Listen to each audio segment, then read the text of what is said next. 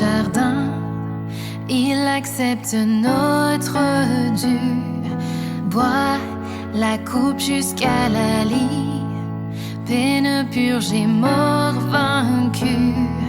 Chrétien, relève la tête, car il ne reste pour toi aucune ombre de colère, bannis la crainte et l'effroi.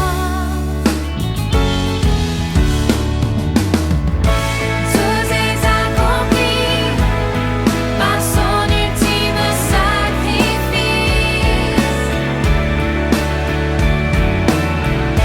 Une fois pour tous et pour toujours la croix suffit. Tout est accompli.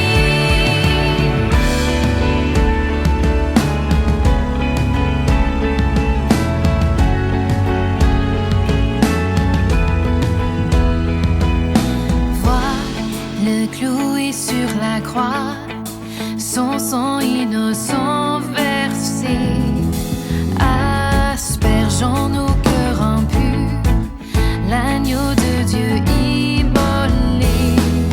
Chrétien, fortifie ton âme, ta conscience est purifiée, lavée tes plus sombres taches, Christ abolit ton péché. Tout est accompli par son ultime sacrifice. Une fois pour tous et pour toujours la croix suffit. Tout est accompli.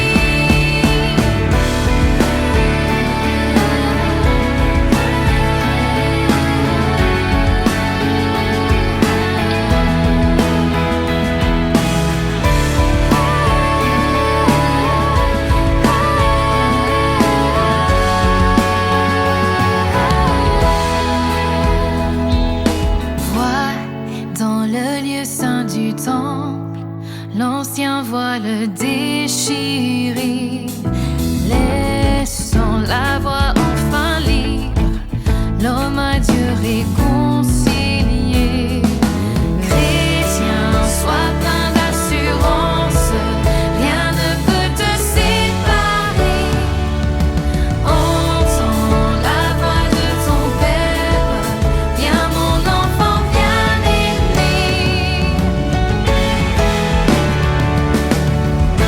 Tout est accompli par son ultime sacrifice.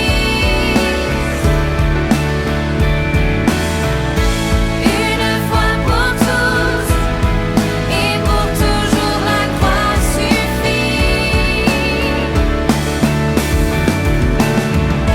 Gloire à Jésus-Christ, digne de louange infinie. Toujours sûr en lui, nous rejoignons son dernier cri. Tout est accompli.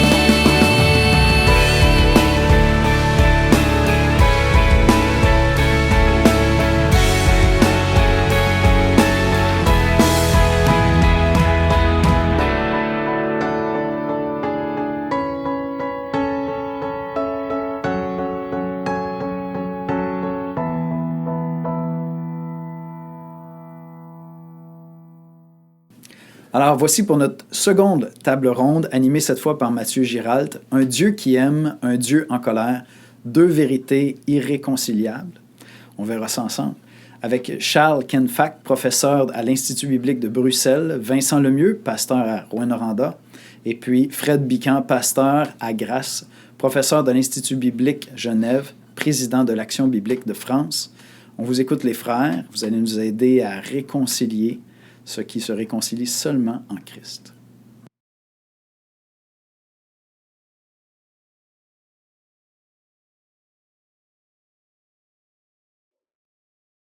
Bonjour à chacun et bienvenue à cette table ronde de notre conférence en ligne Christ mort pour nous. On est vraiment heureux de vous retrouver aujourd'hui. pour discuter d'une question fondamentale et essentielle, mais je vous en dis quelques mots dans quelques instants. D'abord, j'aimerais me présenter. Je suis Mathieu Giralt, je suis marié, j'ai un enfant, je suis pasteur de l'Église Action Biblique d'Étup. Je suis directeur du site toutpoursagloire.com et je suis accompagné de trois frères que j'aimerais vous présenter. Le premier, c'est Fred Vican. Fred est marié, père de deux enfants. Il est pasteur de l'Église Action Biblique de Grasse. Il est aussi président de l'association Action Biblique France et chargé de cours à l'Institut biblique de Genève. J'ai aussi le plaisir d'avoir avec moi Charles Kenfack. Charles est marié, père de trois enfants. Il est pasteur de l'Église protestante évangélique de Chapelle-lez-Erlemont et il est enseignant à l'Institut biblique de Bruxelles. Et enfin, on a la joie aussi d'avoir Vincent Lemieux, qui est marié, père de trois enfants. Il est pasteur de l'Assemblée chrétienne de Rouen-Noranda et il est membre du conseil de Sola. Alors la question qui nous amène aujourd'hui à discuter ensemble, on va passer à peu près 1 heure ensemble, et la question qui nous amène, c'est un Dieu qui aime, un Dieu en colère, deux vérités irréconciliables, point d'interrogation. C'est vrai qu'on a d'une part la Bible qui affirme que Dieu est amour, que Dieu aime, et c'est une notion qui est partagée par tous les chrétiens et même par les non-chrétiens. Et d'un autre côté, on a cette affirmation qui est soutenue par les chrétiens depuis les débuts de l'Église chrétienne que Dieu est en colère. Alors, comment les deux peuvent fonctionner ensemble?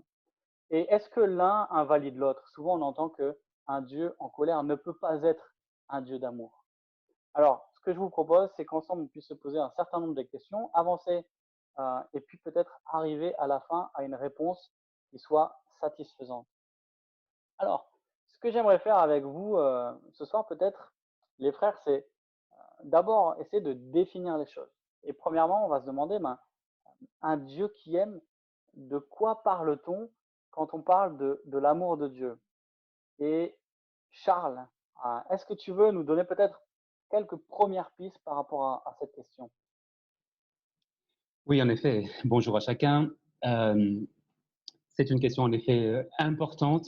Oui, il est important tout d'abord de dire en fait que quand on parle de l'amour de Dieu, il faut tout de suite préciser en fait qu'il ne s'agit pas de l'amour éros, d'un amour érotique que je pourrais avoir avec ma femme ou qu'un homme euh, dont un homme serait épris de sa femme. Il ne s'agit pas donc non plus d'un amour philos, appréciation, estime d'un ami. Par amour de Dieu, en fait, on parle de l'amour agapé de Dieu, de l'amour de Christ pour les hommes. Et ensuite, il faut peut-être aussi dire qu'on ne peut pas bien cerner cet amour de Dieu sans parler du péché, qui est donc la violation de la loi de Dieu. Vous ne citez que la définition que donne 1 Jean 3 au verset 4. Le péché, c'est la violation de la loi. Et ce péché, on le sait, il a dévasté sur son chemin euh, les relations de l'homme avec Dieu. Or, justement, Dieu aime sa créature, il aime et il désire garder relation avec lui. Il faut dire que ce désir, en fait, ne s'estompe même pas, malgré le fait que l'homme a sombré résolument dans le péché qui affecte tout l'homme. Et donc, justement, au lieu de livrer l'homme à la destruction, à l'enfer éternel, Dieu a voulu, il désire en tout cas, sauver le pécheur, le tirer de cet embourbement dans lequel il est entré. Et donc, lorsqu'on Merci parle Charles. d'amour de Dieu, en fait, cet amour, c'est un amour en fait sacrificiel de Dieu pour les hommes, un amour donc qui est allé jusqu'à ce que Dieu offre son Fils pour nous, au lieu de nous écraser donc et de nous faire disparaître comme cela le méritait plutôt à cause de nos fautes. Merci Charles. Tu es allé directement à la conclusion, donc on peut s'arrêter là. Merci à tous et non. Mais merci en tout cas, on a déjà la perspective et c'est vrai que quand on parle de l'amour de Dieu, on pense directement en tant que chrétien à la croix, justement, on va y arriver. Alors ma question peut-être pour toi Fred, par rapport à ce que Charles a dit, et il a eu raison de lier directement la question de l'amour de Dieu à la croix, puisque c'est peut-être la manifestation la plus glorieuse de l'amour de Dieu. Mais est-ce que peut-être on a des exemples ou des indices qui nous montrent que l'amour de Dieu est là depuis le début et même que Dieu est amour. Pas seulement qu'il euh, nous, nous montre son amour, nous manifeste son amour, mais qu'il est amour. En d'autres termes, est-ce qu'il y a des choses dans la Bible qui nous disent que l'amour est une des caractéristiques essentielles de Dieu? En effet, mais d'abord, c'est inversé, ça, Dieu est amour. Et puis, comme la Bible nous le montre, en fait, tout ce qui est bon, d'une manière ou d'une autre, c'est Dieu qui en est la source. Et donc, en ce qui concerne l'amour, c'est Dieu qui est la source de l'amour par excellence. Non seulement il incarne cet amour, mais c'est lui qui fait en sorte que s'il y a des créatures qui elles-mêmes non seulement reçoivent son amour, mais expriment cet amour, par exemple les parents vis-à-vis des enfants ou au sein du couple, etc. C'est Dieu qui est l'auteur de tout cela. Sans Dieu, on n'existerait pas, mais je veux dire, sans l'amour de Dieu, rien dans la création ne pourrait exprimer ce que nous appelons l'amour, quelle que soit la forme et la nature de cet amour. Du moment que c'est un amour qu'on n'est pas en train de parler de quelque chose de perverti et qui mériterait pas d'être appelé amour. Voilà, donc Dieu est la source et la Bible nous démontre que Dieu est cette source. Et quand Jésus, dans le Sermon sur la montagne, veut nous donner un exemple d'amour de notre prochain sans nous soucier que ce prochain soit un ami ou un ennemi, parce qu'il explique aux gens qui sont autour de lui que aimer ses amis, ça c'est à la portée de tout le monde et que les païens le font très bien, mais que Dieu attend de nous que nous aimions même nos ennemis. Et il prend pour exemple la grâce commune de Dieu et il dit votre Père fait pleuvoir et donne son soleil aux méchants comme aux bons. Alors dans un milieu, alors nous qui sommes peut-être citadins, les frères, je ne sais pas si vous vivez en campagne ou en ville, mais quand on est citadin, on a l'impression que le soleil c'est gentil et que la pluie c'est méchant, mais en réalité, quand on est dans un monde agricole, et même à notre époque où on commence à se questionner sur le réchauffement climatique, la pluie est une bénédiction au même titre que les rayons de soleil, et sans les deux, la vie ne serait pas réellement possible sur Terre. Et donc Jésus, par cet exemple agricole et climatique qui parle de façon universelle, nous montre que le Père céleste, celui qui devient notre Père dans notre relation avec Christ, mais en tout cas le Créateur du monde, Dieu Tout-Puissant qui se révèle dans la Bible, est la source de tout ce qui est bien, et y compris dans les bénédictions naturelles. Et il fait en sorte que ces bénédictions, dans sa grâce commune, touchent indifféremment tous les hommes. Il faudra rendre compte de ce qu'ils ont fait de ces bénédictions, mais n'empêche que même un athée, même quelqu'un qui est révolté contre Dieu, qui ne veut pas entendre parler de lui, il reçoit de bonnes choses dans sa vie, à commencer par les bénédictions climatiques, la planète sur laquelle il vit, la nourriture et encore toute une liste très très longue de choses.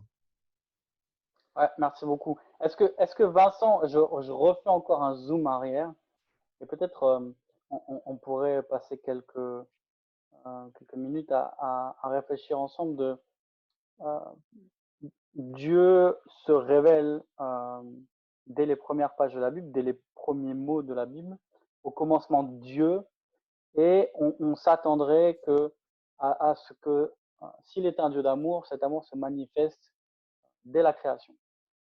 Peut-être, est-ce que tu peux nous donner des indices de la manière dont Dieu manifeste son amour dès la création, et peut-être je pense notamment au chapitre 1 et 2 de la Genèse, qui sont un peu embryonnaires pour après toute l'histoire de l'humanité. Oui, certes, il y a des exemples, il y a plus d'exemples qu'il en faut même pour montrer les différentes manifestations de l'amour de Dieu dans la Bible et donc dans la Genèse.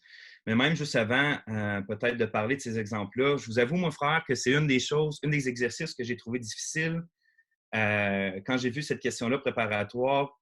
Qu'est-ce que c'est l'amour de Dieu? Puis même de définir l'amour de Dieu, j'ai dû méditer beaucoup pour en arriver avec même une définition. Dire, si quelqu'un me demande c'est quoi l'amour de Dieu, qu'est-ce que c'est?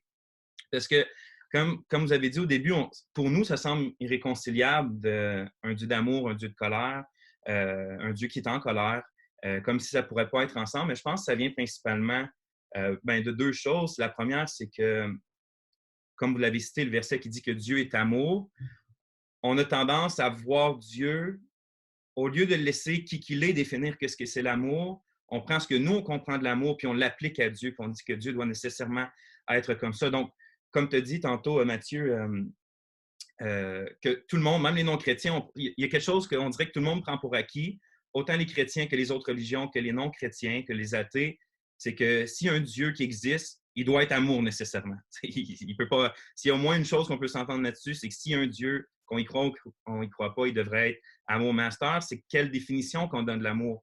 Parce que si on se base pas, puis je crois que c'est peut-être justement une difficulté qu'on a dans le monde évangélique présentement, c'est qu'on ne base pas assez nos définitions et nos concepts directement dans la parole de Dieu. Puis,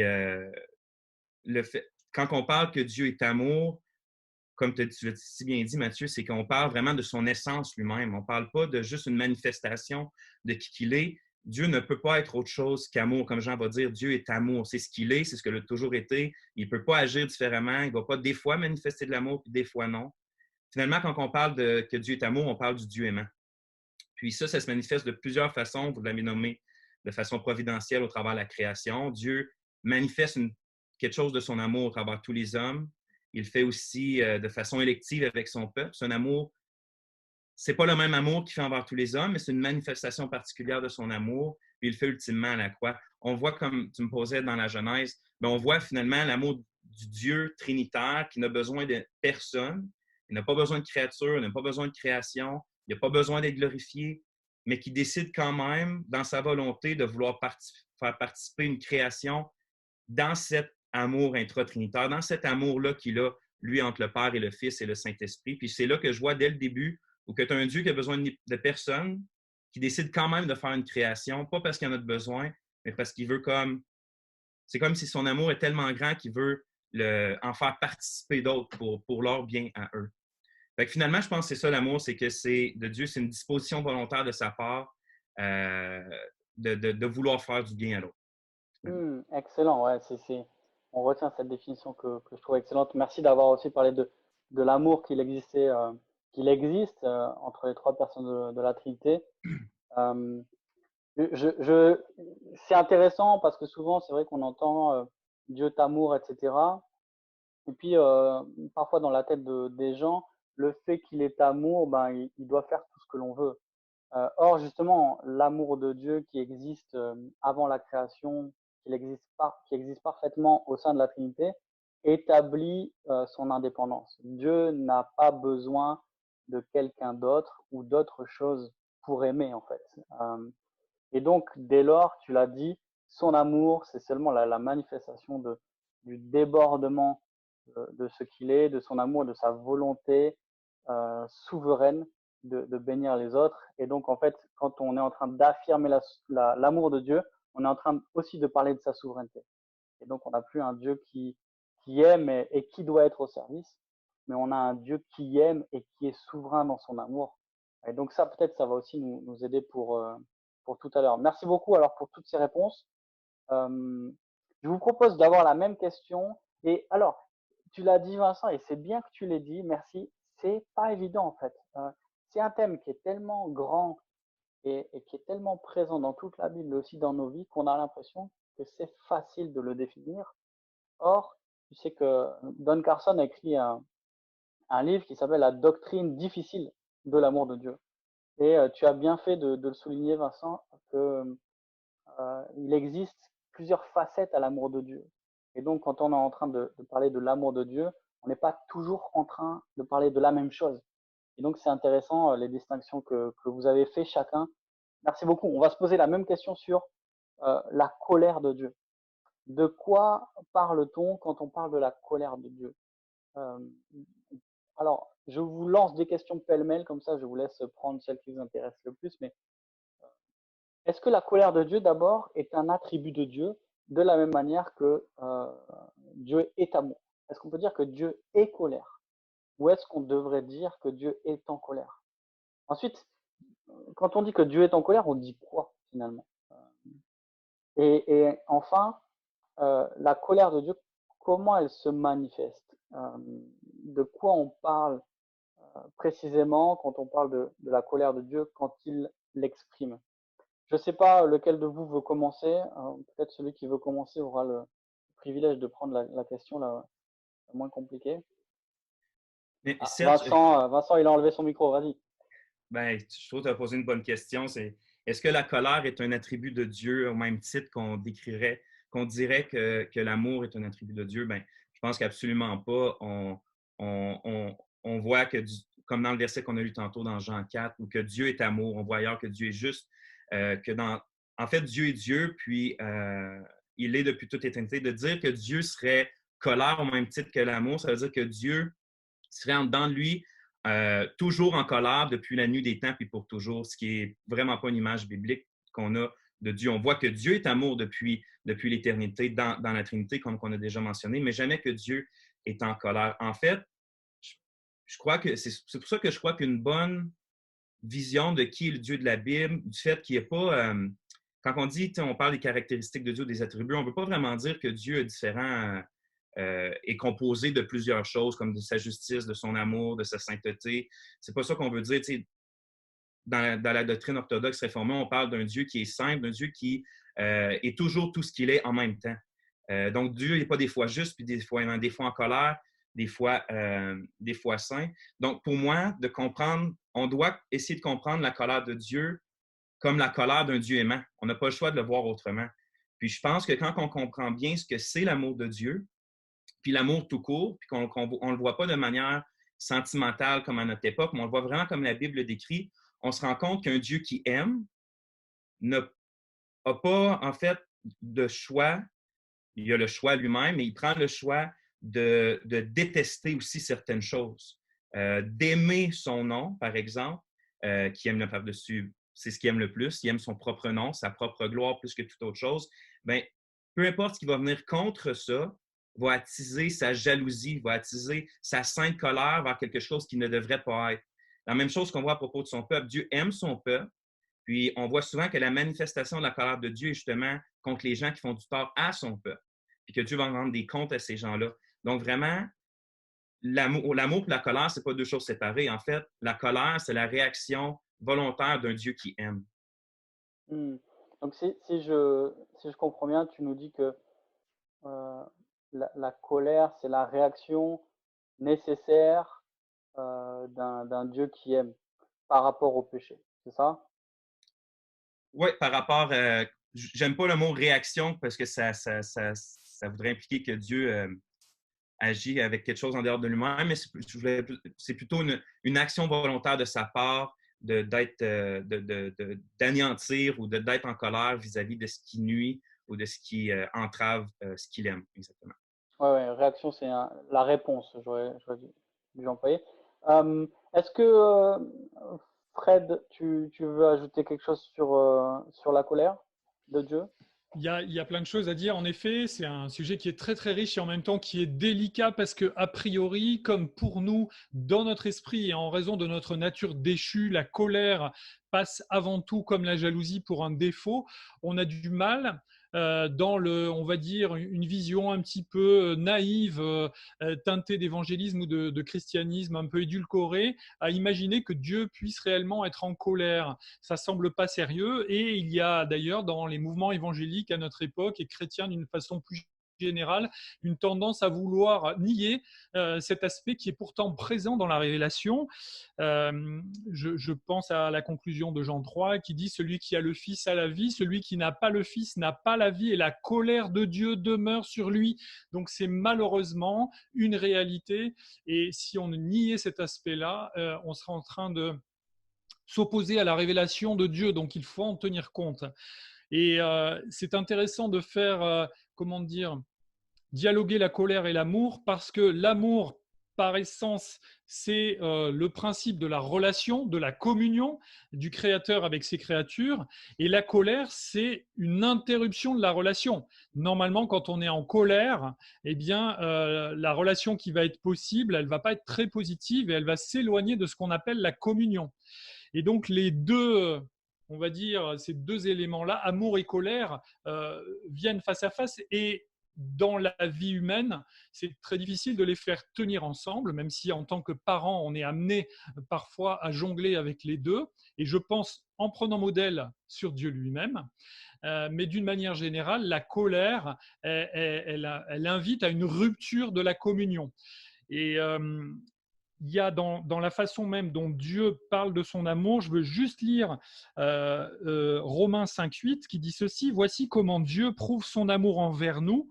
Alors que nous étions encore des pécheurs, Christ est mort pour nous. » Et là, on voit une amorce de la réponse à cet antagonisme entre amour et colère, comment Dieu va réussir à conjuguer à la fois son amour pour nous et sa juste colère à travers l'œuvre de Christ accomplie à la croix. Je ne veux pas trop anticiper, mais c'est là. Et je pense que la colère, elle dépend de qualités de Dieu qui sont sa sainteté et sa bonté, et qui là font bien partie de sa personne et de ses attributs habituels.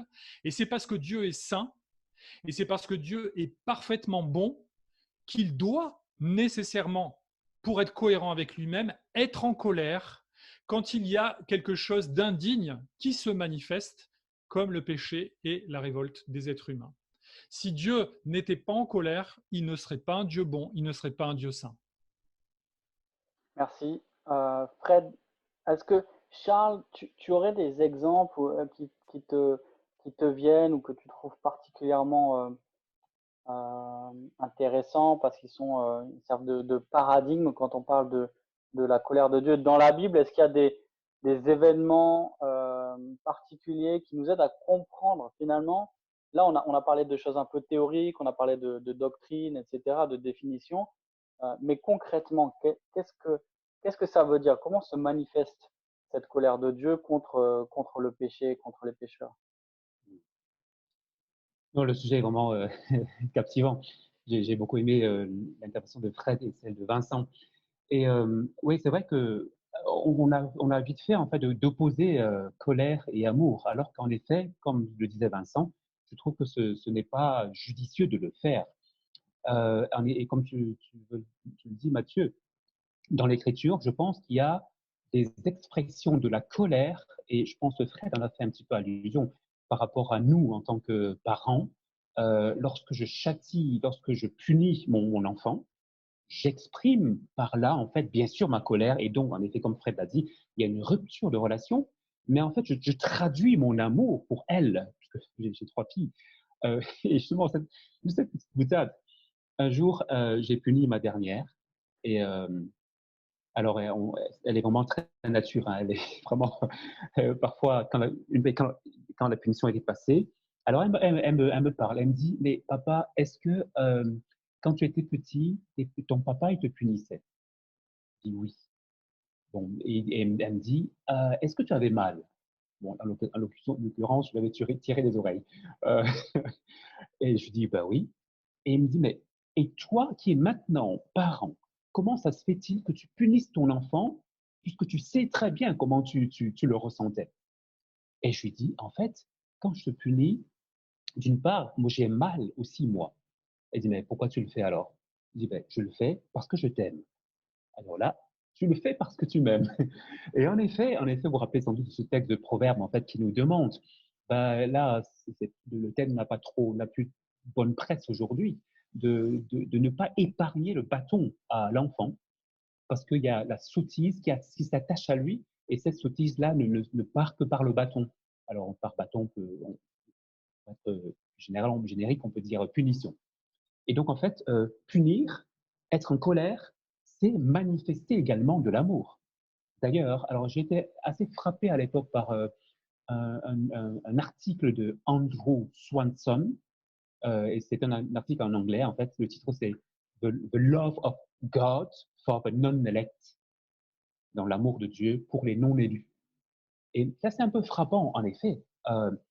Donc là, on a parlé de parents, nous aimons nos enfants, même quand il y a un devoir de punition qui s'impose, mais Dieu également. Quand Dieu est en colère, quand Dieu châtie même, en fait, il manifeste par là son amour. Parce que si, imaginez-vous, est-ce que j'ai un petit peu dit à ma fille, imaginez que je lui ai dit, imagine que je sais pas, tu t'embourbes, tu salis tous tes habits, tu fais n'importe quoi et je ne fais rien. Je dis, ah, c'est tu as fait ça, tu ne fais rien. Ce serait de l'indifférence. Ce serait en fait, ça serait pas du tout aimer mon enfant que de faire cela.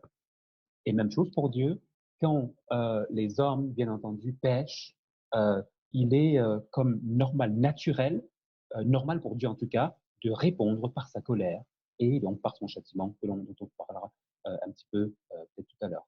Et peut-être aussi dire ça que c'est dans la nature même des choses. Lorsque péché il y a, l'homme est en situation, en état de culpabilité. Alors, les experts parlent de reactus culpae, et cette culpabilité en fait appelle le châtiment, appelle en fait la sanction, notamment, et avant cette sanction-là, il y a la colère notamment qui le manifeste. Merci. Alors, on a beaucoup parlé des rapports entre amour et colère. Maintenant, j'aimerais poser peut-être une question où on va répondre de manière un peu plus directe sur le rapport entre les deux, et notamment le rapport entre les deux à l'intérieur du message de l'Évangile. Ma question est la suivante. En quoi la bonne nouvelle de l'Évangile disparaît quand on évacue l'un ou l'autre aspect? En quoi, à la fois, l'amour de Dieu et la colère de Dieu sont constitutifs de la bonne nouvelle de l'Évangile? Fred ou Vincent, vous voulez commencer? Je peux commencer. En fait, que tu en enlèves un ou l'autre, c'est clair, ça fait qu'il y a, dans un cas, si tu enlèves la colère de Dieu, donc il n'y a pas, de colère punitive de Dieu, il n'y a pas de conséquences au péché, il n'y a pas de condamnation, de malédiction. C'est ce qu'on voit, que la colère de Dieu se manifeste comme ça au travers des Écritures, que Dieu est en très, très grande fureur contre le péché de l'homme, contre l'homme lui-même, à cause de son péché. Puis ça, on a de la misère à le voir souvent parce qu'on ne voit pas Dieu comme il est vraiment. Puis on a de la misère à s'avouer qu'on est aussi vil et pécheur qu'on l'est vraiment, puis que notre péché est vraiment horrible en face de la sainteté de Dieu. On n'a pas de misère à voir que l'orque dans Le Seigneur des Anneaux doit mourir. Ça, on n'a pas de misère à le voir. Mais un être humain, autant être vil, ça, on a de la misère à le voir. Mais donc, en fait, si on enlève la colère de Dieu, on n'a pas besoin d'un évangile, tout simplement. On a un Dieu d'amour qui nous laisse faire ce qu'on veut, qui ne va pas demander de compte à personne, puis finalement, on va tous aller au paradis. Mais ça, c'est de l'opium pour le peuple, comme quelqu'un a déjà dit. De croire qu'il n'y a pas de colère de Dieu, qu'il n'y a pas de jugement qui s'en vient, c'est vraiment de se leurrer soi-même. C'est le témoignage clair des Écritures, c'est le témoignage de notre conscience, c'est le témoignage du Seigneur Jésus. S'il n'y avait pas eu de colère de Dieu à absorber pour sauver son peuple, le Seigneur Jésus-Christ ne serait pas venu, ne serait pas fait homme pour venir nous sauver. Donc, s'il n'y a pas de colère de Dieu, pas de justice de Dieu, il n'y a pas besoin d'un évangile. De l'autre côté, si on a un Dieu qui est en colère et juste, mais un Dieu qui n'est pas d'amour, on a besoin d'un évangile, mais il n'y en a pas, parce qu'il n'y a pas un Dieu d'amour qui pourvoit à quelque chose pour venir nous libérer de sa propre colère, en fait. Donc, c'est pour ça que c'est là la beauté de l'Évangile où on va en venir, mais où que les deux se marient parfaitement sur la croix, dans la personne du Sauveur. Ouais, merci. On va développer ça et je crois que c'est toi, Fred, qui a cité Romains 5,8. C'est peut-être un peu le verset clé de la conversation d'aujourd'hui qui nous aide à réconcilier ces deux aspects. Fred, justement, j'ai une question pour toi. Nous, les évangéliques, on aime bien les slogans et parfois, malheureusement, ces slogans sont un peu trompeurs, un peu piégeux. Alors, c'est le cas de tous les slogans, hein. Ce sont des raccourcis, donc forcément, ils ne disent pas tout. Mais j'aimerais qu'on réfléchisse ensemble, et puis je te donne la parole à toi, Fred, en premier, sur le slogan qui dit que Dieu déteste le péché, mais aime le pécheur.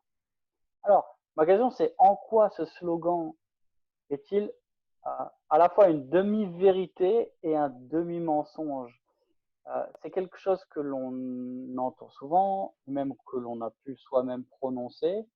Mais quand on y réfléchit bien, est-ce qu'on peut catégoriser et dissocier les choses ainsi? Est-ce qu'on peut séparer le péché et le pécheur? Qu'est-ce que tu en penses, Fred? Eh bien, il me semble que à partir du moment où c'est une demi-vérité, c'est un vrai mensonge. Un peu comme dirait Paul, c'est que dès qu'il y a une erreur qui est mélangée, eh bien, ça ne peut pas être agréable à Dieu. Pourquoi cette affirmation, on ne devrait pas l'utiliser? Certes, Dieu déteste le péché. Jusque-là, on est tous d'accord, je pense. Mais si on veut l'opposer à « mais il aime le pécheur », alors là, on est en train d'affirmer quelque chose qui, dans certains cas, est faux, ou alors il faut définir ce qu'on entend par aimer le pécheur. Il y a un risque dans cette affirmation, et elle est souvent utilisée justement avec de bonnes intentions, ou plutôt pas de bonnes intentions, avec démagogie, je dirais, voilà, avec démagogie, mais au fond, c'est pas une bonne inspiration. Pourquoi? Parce qu'il y a un risque de déresponsabiliser, un peu sur le modèle de la psychanalyse, en disant tu es méchant, mais c'est pas grave, Dieu t'aime quand même, hein, le péché c'est pas toi. Or, on voit très très bien que Dieu tient pour responsable, et s'il y a vraiment quelque chose qui est au cœur de ce qui a été remis au goût du jour par les églises de la Réforme, par les réformateurs, et dont nous avons hérité, mais qui est là dans le christianisme depuis les origines, c'est que le croyant, et même l'être humain de manière générale, y compris celui qui ne croit pas en Dieu, est tenu par Dieu pour responsable de sa vie. Il nous faudra tous rendre compte selon le bien et le mal que nous aurons fait étant dans ce corps, nous dit Paul dans 2 Corinthiens 5,10, et il va falloir rendre compte. Or, la Bible nous dit que nous sommes tous pécheurs, mais elle nous montre aussi que tous ne seront pas sauvés. Autrement dit, est-ce qu'on peut dire que l'amour que Dieu porte à ses enfants est le même que celui qu'il porte à l'ensemble de l'humanité? C'est pour ça que dans la première question, je proposais d'articuler l'amour en fonction d'un côté de la grâce commune et de l'autre de la grâce spéciale. Il y a un amour qui est dispensé par Dieu à l'ensemble des êtres humains, mais qui ne concerne pas la réconciliation. Et puis, mais il n'empêche que les êtres humains devront rendre compte, un peu comme il est dit dans Romains 1, ils sont inexcusables parce qu'ils n'ont pas glorifié le Dieu de la création, qui se manifestait pourtant de façon évidente. Mais on ne peut pas comparer cet amour-là à l'amour efficace qui sauve le pécheur. Et ça se produit uniquement dans le cadre de l'élection divine en faveur de ceux qui deviennent enfants de Dieu. Et le signe qu'on est enfant de Dieu, c'est la foi en Jésus. Et c'est par ce moyen-là que Dieu fait entrer dans notre vie sa grâce et qu'il exprime le travail du Saint-Esprit qui nous a conduits repentants au pied de la croix. Autrement dit, pour que le pécheur soit aimé par Dieu et dissocié de son péché et de la punition que mérite son péché, il faut l'œuvre de la croix. Sans ça, cette affirmation donne une fausse assurance. Ok, merci beaucoup Fred. Alors, on peut affirmer donc avec force que Dieu déteste le péché, ça c'est sûr. On peut affirmer aussi que Dieu aime le pécheur dans une certaine mesure et d'une certaine manière. Tu as parlé de l'amour qui s'exprime dans la grâce commune. Mais en disant ça, voilà, on n'a pas tout dit. Et peut-être qu'il faut re-questionner les choses, les slogans, les choses qui sont parfois pratiques, mais souvent un peu piégeuses. Donc merci beaucoup pour cet éclairage. Charles, j'aimerais maintenant, peut-être on arrive aux 2 dernières questions. C'est sur ces 2 dernières questions qu'on va passer le plus de temps. J'aimerais bien qu'on les presse un peu comme un citron pour faire sortir vraiment tout le jus théologique et pastoral qu'on peut. Pourquoi? Parce que ces questions, finalement, elles sont au cœur de notre vie chrétienne. La première question, c'est justement comment la croix, on en a parlé à plusieurs reprises, et toi, Charles, tu en as parlé dès le début, donc c'était excellent parce que ça nous a donné vraiment la direction dans laquelle on veut aller. Comment la croix est l'endroit où l'on voit à la fois l'amour de Dieu et sa colère. Alors peut-être on peut avoir une approche théologique, on peut aussi avoir une approche une lecture. Comment on le voit ça dans la Bible? Quand on lit les évangiles, qu'est-ce qu'il nous montre dans le récit des évangiles? La colère de Dieu à la croix et son amour.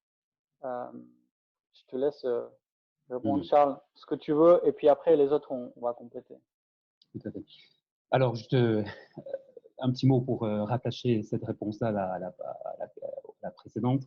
Parce qu'en fait, je trouve vraiment que l'amour prend davantage de relief dans le cadre d'un être justement qui est détestable, incapable d'être agréable à Dieu.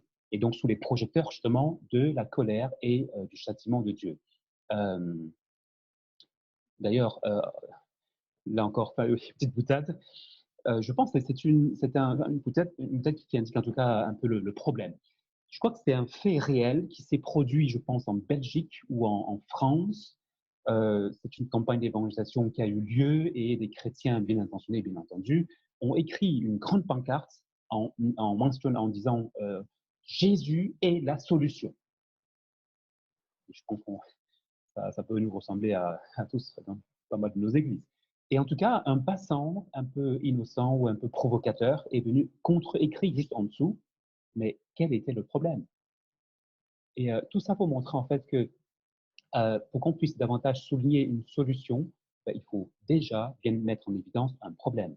Et justement, le problème pour lequel la croix et l'amour de Dieu se manifeste à la croix, c'est justement ce problème du péché de l'homme qui le sépare de Dieu, qui le, voilà, oui, qui le rend exécrable aux yeux de Dieu. Et bien entendu, lorsque peut-être juste un verset qui peut peut-être nous servir d'amorce. C'est dans 2 Corinthiens 5 au verset 21, lorsque l'apôtre Paul dit que celui qui n'a pas connu le péché, il, Dieu, l'a fait devenir péché pour nous, afin que nous devenions en lui justice de Dieu. Et bien là, on voit bien que Dieu a été en fait jusqu'à se détourner de son propre fils, son fils unique, celui qui avait toute son affection, comme il le dit lui-même, notamment lorsque sur la montagne, par exemple, et il est allé jusqu'à frapper ce fils unique. Et c'est en frappant ce fils unique qu'il a non seulement démontré toute la colère dont il était porteur contre le péché, notre péché en particulier, puisque Jésus n'avait aucun péché sur lui, et en frappant dans ce fils, par là même, nous avons été donc justifiés. Dieu a manifesté ainsi même sa justice. Merci. Vincent, est-ce que tu as d'autres éléments peut-être pour nous? Ben, simplement que la croix, c'est vraiment l'événement le plus merveilleux, puis en même temps le plus, à mon sens, le plus terrifiant qui s'est jamais produit. C'est à la fois là où en fait, c'est là qu'on voit, quand tu parlais de la colère et l'amour, c'est là qu'on voit réellement l'horreur de notre péché, au point où que pour nous emmener à Dieu, Christ n'avait pas le choix que de prendre cette colère-là sur lui. Dieu ne pouvait pas passer outre. Il ne pouvait pas juste oublier cette colère-là, ne pouvait pas juste s'éteindre, s'éteindre. Non, c'était, s'il ne se passe pas la croix, on est tous là, puis on va toujours pour l'éternité sous la colère de Dieu, à souffrir dans la honte et dans la douleur. Puis à cette croix-là, tu vois la personne d'un bord la plus merveilleuse qui a jamais existé, qui va jamais exister. Tu as celui qui a créé toutes choses. Tu as le Fils de Dieu, la personne la plus aimable, la plus belle, la plus incroyable, la plus glorieuse, qui prend lui qui mérite, qui a jamais, s'il y a un seul humain qui n'a pas mérité la colère, c'est bien lui parce qu'il a vécu dans l'obéissance parfaite. Comme mon frère a dit, c'est lui en qui toute l'affection de Dieu, tout le plaisir de Dieu était. Et c'est cette personne-là qui, sur cette croix-là, prend notre condamnation. Donc, tu vois toute l'horreur de la colère du Père qui finalement punit son Fils à notre place. Mais en même temps, c'est là que tu vois son amour le plus grandement manifesté parce qu'il offre ce qu'il aime le plus. Il offre l'objet suprême de son amour qui est son Fils bien-aimé. Donc, à cette croix-là, il y a vraiment en fait, c'est notre assurance, c'est notre joie, c'est notre confession. C'est que là, Dieu a apaisé, a enlevé Christ a pris la colère sur lui et pour que nous, il n'y ait plus aucune condamnation sur nos têtes, puis qu'on puisse maintenant vivre pleinement dans l'amour de Dieu sans jamais avoir à craindre sa colère punitive, en fait. Vraiment l'événement le plus incroyable de l'histoire de l'humanité. Merci beaucoup. Fred, est-ce que toi, tu as des idées peut-être dans les évangiles, comment on voit cette colère et comment on voit cet amour? Comment ça se manifeste? Quels sont les indices dans notre lecture que l'on peut relever concernant ces deux notions? Je dirais que dans le ministère de Jésus, il y a un événement qui est souvent mal compris, mal interprété. par les non-croyants, peut-être parfois par les croyants, c'est quand Jésus chasse les marchands du temple. On se dit, il a toléré jusque-là bien des choses, et puis là, tout d'un coup, il se met vraiment en colère, hein, et puis il renverse les tables des changeurs, il fait un fouet, il chasse tout le monde, le bétail, etc. Dans cet espace du temple qui aurait dû être réservé au recueillement et à l'adoration, pour que ce soit une maison d'adoration pour toutes les nations de la terre, eh bien, les activités mercantiles avaient envahi et probablement malhonnêtes avec des abus dans ce qu'on faisait acheter et vendre aux fidèles, etc. Et Jésus, là, est saisi de colère, et je voudrais mettre ça en parallèle avec tous les passages où l'Évangile nous dit qu'il était ému de compassion face aux foules, ému de compassion pour, comme des brebis sans troupeau, comme des gens qui avaient soif, comme des gens qui avaient besoin d'être réconciliés avec leur Créateur, etc. Toutes les notions qu'on pourrait mettre et qui nous sont enseignées par le Nouveau Testament, et les deux vont ensemble. Dans cette personne parfaite, il y avait cet homme, si on parle de Jésus homme, et bien sûr Jésus en tant que deuxième personne de la Trinité, mais Jésus homme, Dieu qui se fait connaître à nous comme homme, qui se met à notre portée, eh bien il y avait à la fois cet amour parfait, sans limite, au point qu'il aimait les gens qui venaient là et qui avaient soif de son enseignement, et en même temps qu'il éprouvait une juste et une sainte colère quand il constatait l'incrédulité, l'endurcissement de la part de ceux qui auraient dû donner l'exemple pour la foi, les responsables du temple qui avaient organisé ces activités mercantiles et vénales dans un endroit qui aurait dû être réservé à l'adoration. Et là, on voit la gravité du péché qui, pour nous, ne saute pas aux yeux. Nous, on a l'impression qu'un péché grave, c'est un meurtre ou un attentat. Et je ne dis pas que ces choses-là sont agréables à Dieu, mais être idolâtre, et donner quelque chose qui revient à Dieu, le donner à quelqu'un d'autre, c'est déjà le plus grave péché du monde qui mérite la colère de Dieu. Et on voit que Jésus réagit de cette manière-là, et dans la même personne, sainte et parfaite et irréprochable, tient à la fois la juste et sainte colère d'un côté et le juste et véritable amour de Dieu de l'autre. Et ça, c'est admirable. Et nous, je veux juste dire cette précision parce que tout à l'heure, avec les frères, on a utilisé, je pense à juste titre, le modèle, l'image de la colère paternelle vis-à-vis des enfants.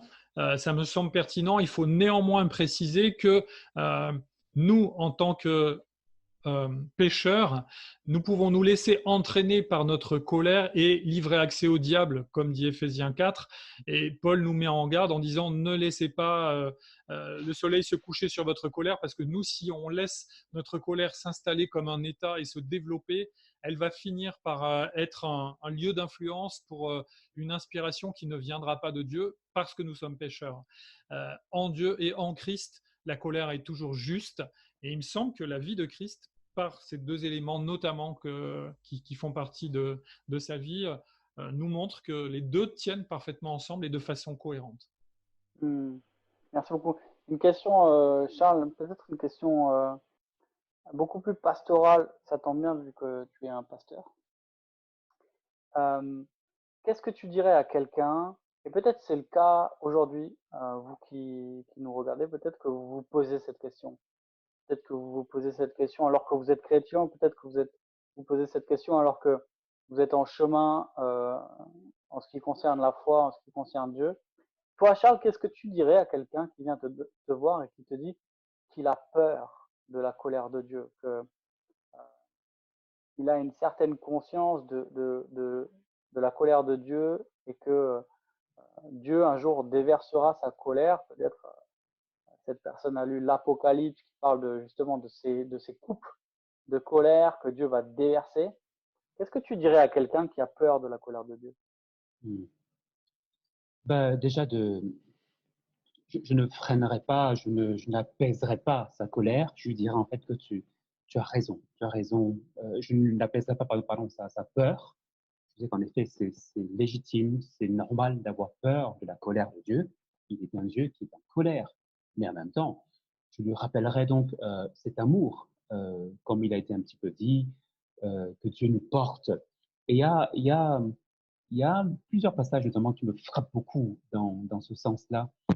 Par exemple, dans Ézéchiel 18 au verset 23, ou encore Ézéchiel 33 verset 11, euh, on voit vraiment là un Dieu qui est en colère, mais en même temps qui exprime en fait son désir de ne pas perdre le pécheur. Et notamment le verset dit que Dieu ne veut pas perdre le pécheur, mais il veut plutôt que celui-ci se détourne de sa mauvaise conduite et qu'il vive. Et j'expliquerai simplement donc à cette personne qui viendra me voir que là, justement, se trouve tout le cœur de Dieu. Le cœur de Dieu n'est pas que de nous tenir continuellement dans la peur, même si c'est un Dieu qui fait peur. C'est un Dieu saint, c'est un Dieu puissant, majestueux. Ah bah oui, ça, euh, qui saurait tenir devant lui? Mais en même temps, c'est un Dieu qui désire euh, entretenir cette relation qu'il a voulu avec sa créature dès le départ. Et comme on le sait depuis Genèse 3, est venu un brisement, un problème dans cette relation-là, qui est le péché. Mais par rapport à ce péché, il y a une solution.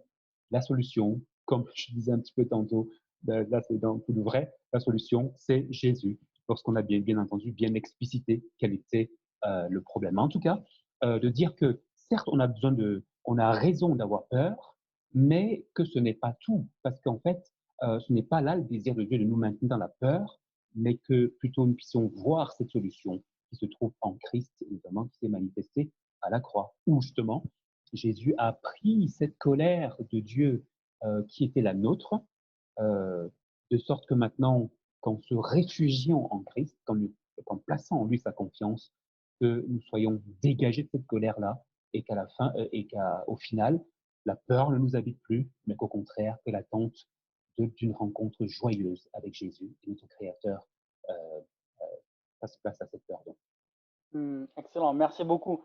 Et on voit dans ta réponse que tu as peut-être euh, tu parlais peut-être à quelqu'un qui était en chemin ou qui peut-être découvrait ou allait découvrir la foi chrétienne. Vincent, je te pose exactement la même question, mais avec quelqu'un qui est chrétien peut-être depuis longtemps et qui, je sais pas, tu prêches un texte qui parle de la colère de Dieu et qui est saisi par cela et qui, tu sais que cette personne est chrétienne et cette personne sait qu'elle est chrétienne, mais elle est saisie par une peur de la colère de Dieu. Qu'est-ce que tu dirais à un chrétien qui a peur de la colère de Dieu? Ce qui arrive très souvent, ce qui arrive très, très souvent, je rencontre ça constamment en tant que pasteur dans l'église locale où que je suis ou quand je parle aux chrétiens d'ailleurs.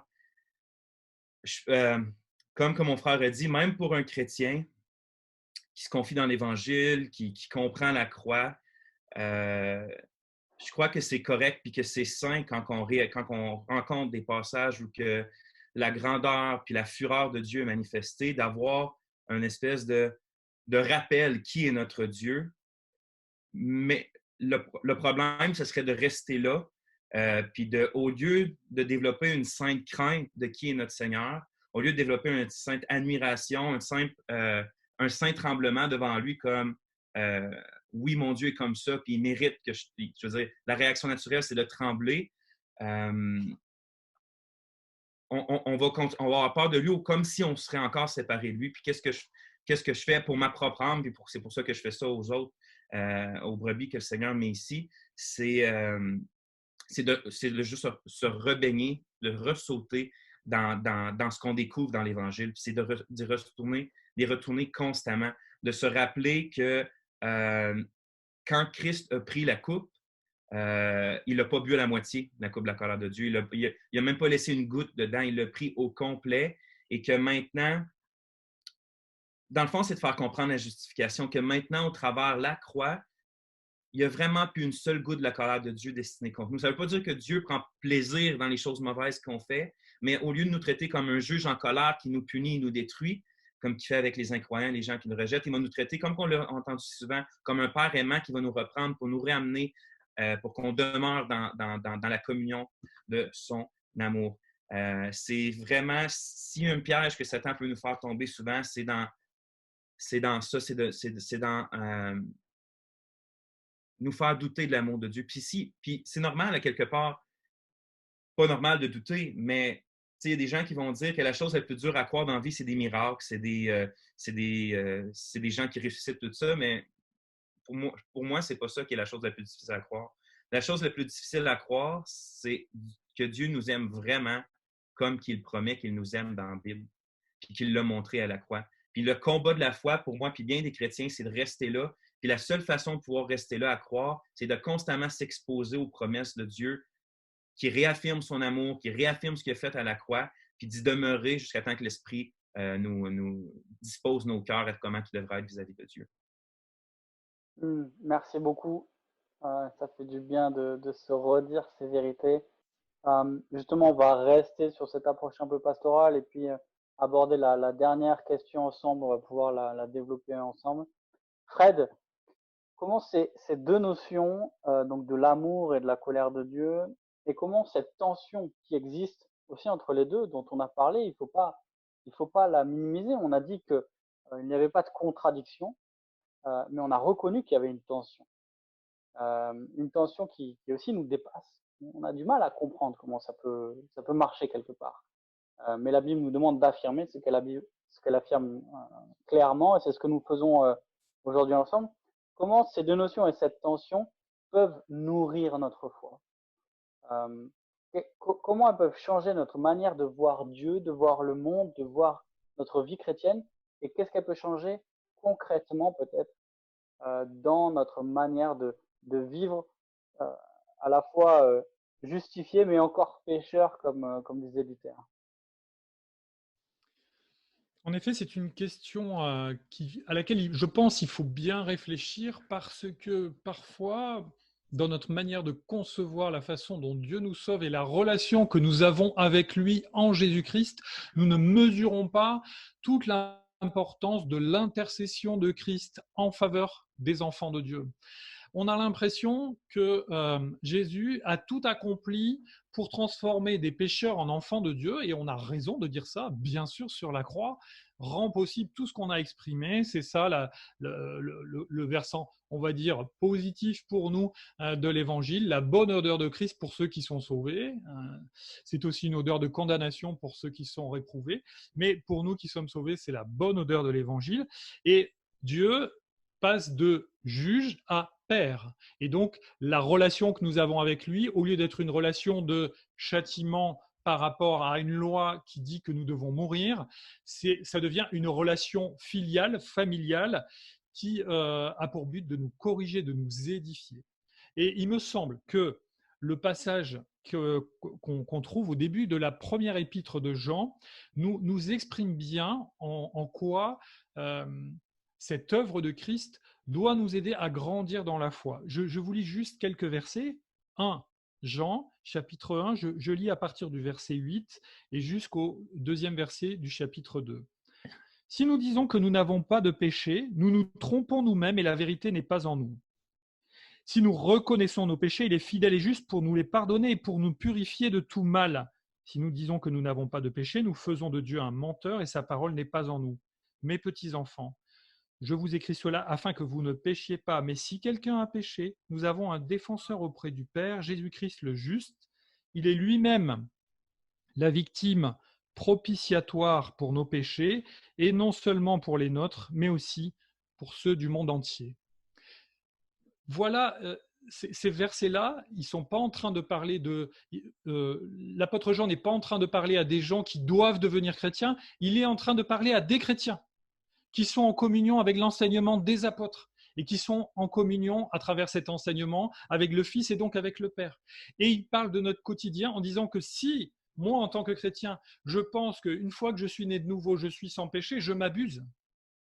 Il y a encore chaque jour une œuvre, et j'ai volontairement substitué dans ma version propitiation à expiation, parce que sur la base d'un commentaire qui me semble juste de John Stott sur cette épître, eh bien, le grec hilasmos correspond à propitiation. La propitiation de Christ, c'est rendre Dieu propice, et c'est plus que l'expiation. Ça contient l'expiation, mais en plus, ça parle du relationnel.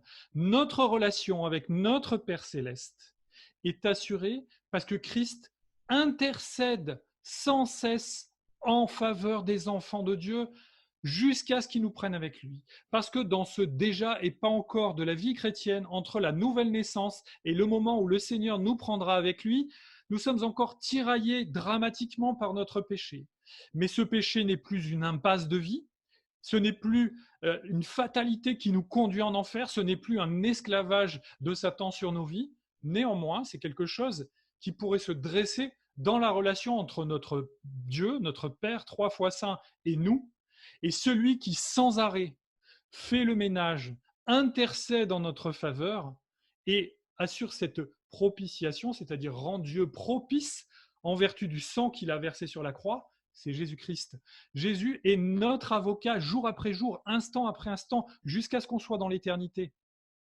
Et ça doit nous faire du bien parce qu'à ce moment-là, on ne doit plus avoir peur de la colère de Dieu, mais en même temps, trembler de la gravité de ce péché qui, même moi en tant que chrétien, a nécessité que mon Sauveur meure sur la croix à ma place. Merci, ouais, c'est super fort.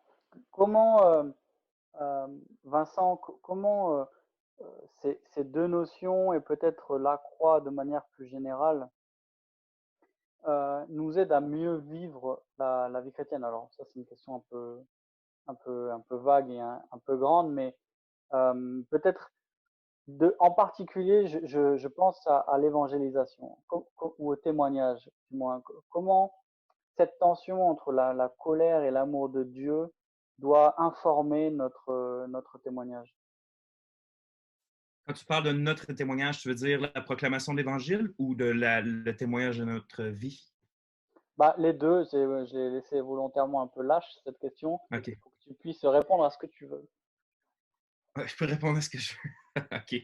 Euh, ben, ça doit tout changer, en fait, parce que, exemple, qu'on parle de notre évangélisation personnelle, c'est que on a vraiment quelque chose de réel et de grave à mettre en garde les gens contre, qui est la colère de Dieu. Euh, Malheureusement, ce qu'on entend souvent dans l'évangélisation, c'est tu veux une meilleure vie, tu veux que Dieu fixe, tu as besoin de fixer ton mariage, de réparer ton mariage, tu as besoin d'un peu d'aide, tu as besoin de sortir de l'alcoolisme, qui est toutes des choses correctes, puis que Dieu prend plaisir à aider ses enfants dans ces choses-là.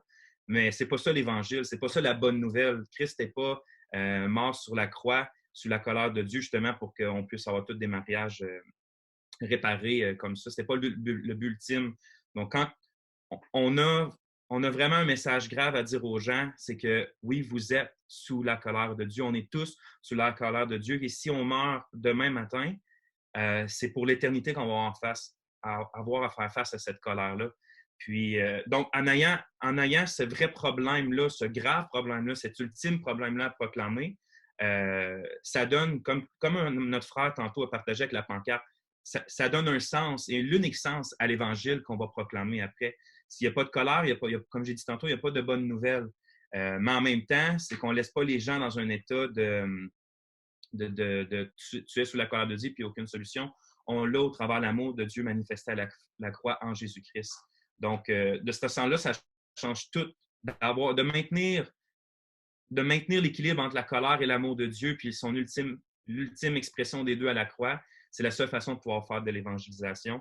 Je pense que c'est la seule façon de pouvoir grandir dans notre croix aussi, de se rappeler que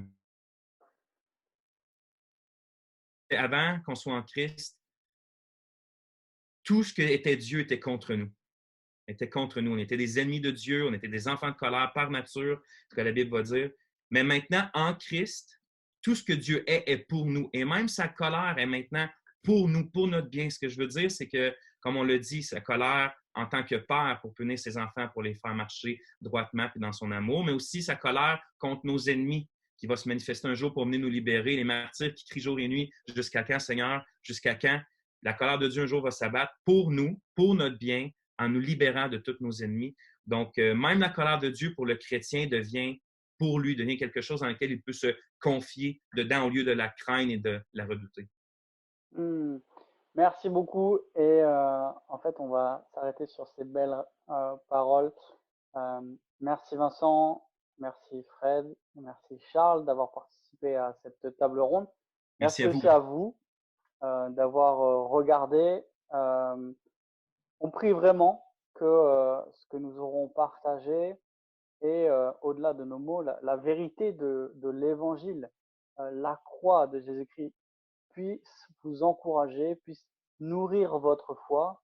Et on espère vraiment que cette discussion résonnera aussi dans votre vie personnelle et puis dans votre vie d'église. On vous dit à bientôt et je vous souhaite une bonne fin de journée. Nous arrivons à la fin de notre conférence en ligne Christ mort pour nous. Nous espérons que vous avez été particulièrement encouragés par les prédications qui exposaient le texte biblique et ces chapitres si précieux de l'Écriture.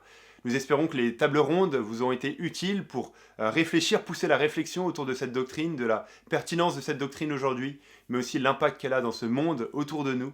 Mais surtout, nous espérons que vous avez été émerveillés tout à nouveau devant cette vérité si précieuse, que Christ est mort à notre place, de ce que Christ a fait à la croix pour nous. Il n'y a rien de plus précieux pour nous en tant que chrétiens, et c'est ce qui nous pousse à vouloir vivre pour ce Sauveur qui nous a tout donné. Alors, quelques annonces alors qu'on arrive à la fin de notre conférence. D'abord, un livre qu'on voulait promouvoir et mettre en avant si vous voulez creuser la réflexion autour de ce sujet, de cette doctrine, de la rédemption que Christ a accomplie. La rédemption, écrit par John Murray, c'est un classique de la théologie évangélique et qui est disponible en français. On vous encourage vraiment à le lire, qui montre non seulement la vérité de ce que Christ a accompli à la croix, la doctrine de ce que Christ a accompli lui-même, mais aussi comment cette rédemption de Christ est accomplie et appliquée dans nos cœurs par le Saint-Esprit lui-même. Donc pour creuser ça, on vous encourage à lire ce livre. Vous pouvez vous le procurer via l'information le lien qui est affiché à l'écran.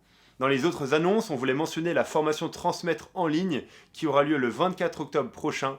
Ce sera Florent Varac lui-même qui sera l'enseignant de cette formation sur le thème l'Évangile et l'occultisme. C'est un sujet sur lequel il a enseigné à de nombreuses reprises, l'occultisme. Donc on vous encourage à profiter de cette formation de qualité, d'autant plus que le prix est particulièrement attractif, 5 € seulement, grâce au code qui est affiché à l'écran, pour l'intégralité de cette formation Transmettre en ligne le 24 octobre prochain. Donc inscrivez-vous sans tarder. On voulait également mentionner le webinaire de Tout pour sa gloire qui aura lieu lundi soir prochain, le lundi 28 à 20h, à l'occasion du 100e épisode de Memento Mori.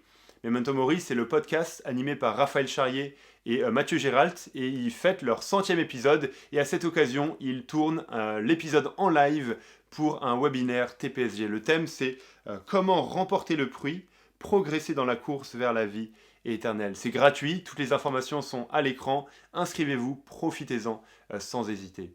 Et enfin, on voulait mentionner un nouveau livre qui sort tout juste avec une offre spéciale pour la version e-book qui est affichée à l'écran, L'Évangile selon Dieu, écrit par John MacArthur, qui est tout simplement une exposition du chapitre 53 d'Ésaïe. Donc on vous encourage aussi à en profiter pour pousser davantage sur ce thème, L'Évangile selon Dieu, par John MacArthur.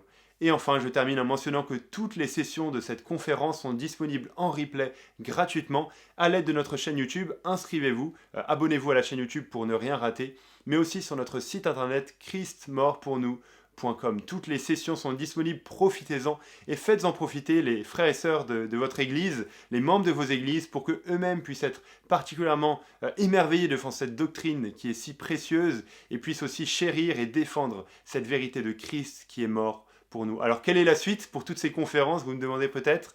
Eh bien, restez connectés, inscrivez-vous sur christmortpournous.com pour recevoir les emails, pour être tenu au courant de prochaines conférences comme celle-ci.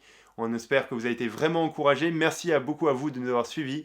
Merci à tous ceux qui ont rendu cette conférence possible, aux orateurs, aux intervenants. Et à très bientôt, chers amis.